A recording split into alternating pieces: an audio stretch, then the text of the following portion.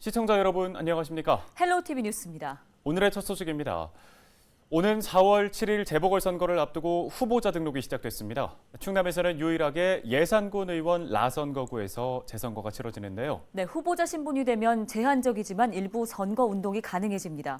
후보자는 물론 라선거구인 덕산과 봉산, 고덕, 사남 지역의 유권자 역시 주의할 점들이 많은데요. 정선영 기자가 관련된 소식 전해드립니다. 후보자 등록 첫날 예산군 의원 라선거구에선 예비후보 5명이 모두 일찌감치 등록을 마쳤습니다. 더불어민주당 이응엽 후보, 국민의힘 홍원표 후보, 무소속 이니열 후보, 무소속 이경일 후보, 무소속 신현모 후보입니다. 후보자로 등록하기 위해선 정당이나 선거권자의 추천서 등을 제출해야 합니다.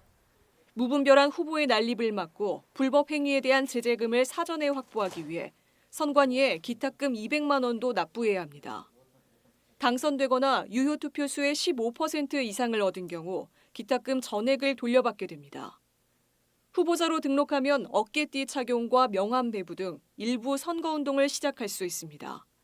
하지만 공개된 장소에서 자동차와 확성기를 이용해 연설을 하거나 거리에 현수막을 게시하는 행위는 공식 선거운동이 시작되는 25일부터 가능합니다. 공직선거법에 따르면 후보자는 선거구민에게 기부 행위를 할 수 없으며 이를 받은 사람에게도 과태료가 부과됩니다. 앞서 위반 사례가 적발된 만큼 후보자와 유권자 모두 각별한 주의가 필요합니다.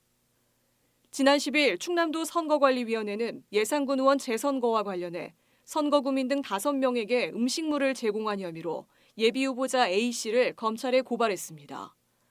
이번 재선거도 유영배 전 의원이 선거구민에게 벌꿀 등을 제공해 당선 무효형을 선고받고 군 의원직을 상실함에 따라 치러지는 겁니다. 선거와 관련해서 금품 음식물을 제공받으면 받은 가액의 10배에서 50배까지 과태료가 부과된다는 점 잘 아셔야 하겠습니다. 선거범죄를 선거관리위원회가 인지하기 전에 신고한 분에게는 최고 5억 원 이내에서 소정의 포상금을 지급합니다. 공정한 선거를 위해서 제보 당부드립니다. 후보자의 재산과 병역, 납세, 전과 등 자세한 정보는 중앙선거관리위원회 홈페이지에 공개됩니다. 공약이 담긴 선거 공보는 28일부터 정책공약 알림이 사이트에서 확인할 수 있습니다. 헬로티비 뉴스 정선영입니다.